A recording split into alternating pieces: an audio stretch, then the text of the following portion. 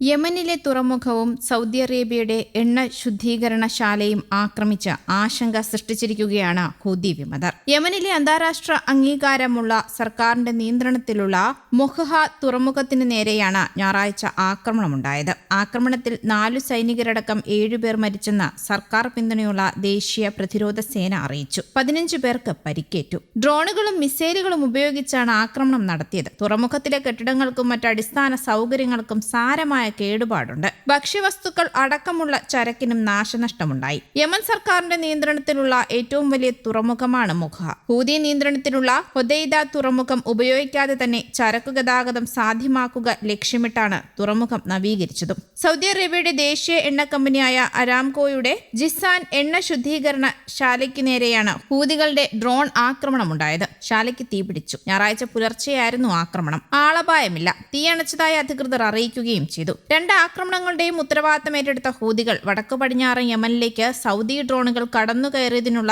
മറുപടിയാണ് ആക്രമണമെന്നും അറിയിച്ചു. 2014 ആഭ്യന്തര യുദ്ധത്തിലൂടെ യമന്റെ തലസ്ഥാനമായ സന ഹൂതികൾ പിടിച്ചെടുത്തതു മുതൽ സൗദി നേതൃത്വത്തിലുള്ള സഖ്യസേനയുമായി ഏറ്റുമുട്ടലായിരുന്നു. 2022 ഐക്യരാഷ്ട്രസഭയുടെ നേതൃത്വത്തിൽ നിലവിൽ വന്ന താൽക്കാലിക സമാധാനം അടുത്തിടെയുണ്ടായ ഹൂതി ആക്രമണങ്ങളോടെ തകരുകയും ചെയ്തു.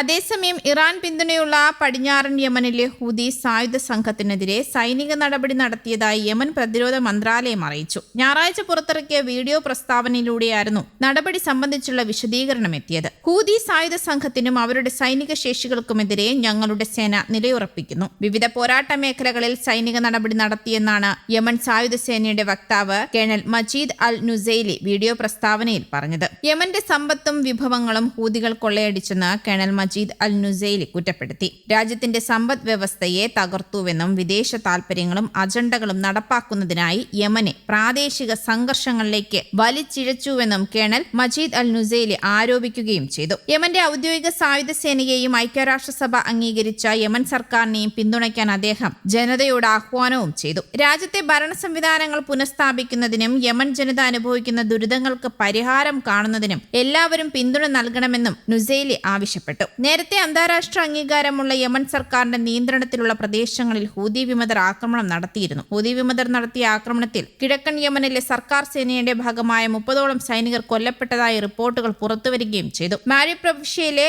അൽ റുവൈക് മേഖലയിലും ഹദ്രമൌത്ത് പ്രവിശ്യയിലെ അൽ അബ്രൈ മേഖലയിലുമുള്ള എമർജൻസി ഫോഴ്സിന്റെ നിയന്ത്രണത്തിലുള്ള നിരവധി സൈനിക ക്യാമ്പുകൾക്ക് നേരെ മിസൈലുകളും ഡ്രോണുകളും ഉപയോഗിച്ചാണ് ആക്രമണം നടന്നതെന്ന് സർക്കാർ വൃത്തങ്ങൾ സ്ഥിരീകരിച്ചിരുന്നു. ആക്രമണത്തെ യമന്റെ ആരോഗ്യമന്ത്രിയും ശക്തമായി അപലപിച്ചു. രാജ്യത്തിന്റെ സുരക്ഷയും സ്ഥിരതയും തകർക്കുക എന്ന ലക്ഷ്യത്തോടെയാണ് ഈ വഞ്ചനാപരമായ ആക്രമണം നടത്തിയതെന്നാണ് അദ്ദേഹം ആരോപിച്ചത്. എന്നാൽ ആക്രമണത്തിൽ കൊല്ലപ്പെട്ടവരുടെ കൃത്യമായ എണ്ണം വെളിപ്പെടുത്തിയിരുന്നില്ല. അതിനിടെ സൗദി അറേബ്യയ്ക്ക് നേരെ ഹൂതികൾ നടത്തിയ ആക്രമണങ്ങളെ അപലപിച്ച് UN രക്ഷാസമിതി പ്രസ്താവന പുറപ്പെടുവിച്ചിരുന്നു. ജൂലൈ 13 മുതൽ സൗദിക്ക് നേരെ നടത്തുന്ന ആക്രമണങ്ങളും ജൂലൈ 22 വാണിജ്യ കപ്പലുകൾക്ക് നേരെ നടത്തിയ ആക്രമണങ്ങളെയുമാണ് രക്ഷാസമിതി അപലപിച്ചത്. ഹൂതി ആക്രമണങ്ങൾ യമനിലും മേഖലയിലാകെ സമാധാനം കൊണ്ടുവരാനുള്ള ശ്രമങ്ങളെ തടസ്സപ്പെടുത്തുന്നുവെന്ന് സൗദി വിദേശകാര്യ മന്ത്രാലയം പ്രസ്താവനയിൽ കൂടി അറിയിച്ചു. തങ്ങൾക്കെതിരെയുള്ള ഏതൊരു ആക്രമണത്തിനെതിരെയും അന്താരാഷ്ട്ര നിയമങ്ങൾക്ക് വിധേയമായി തിരിച്ചടിക്കാനുള്ള അവകാശമുണ്ട് എന്നും സൗദി വ്യക്തമാക്കുന്നുണ്ട്. News desk Kerala Kaumudi.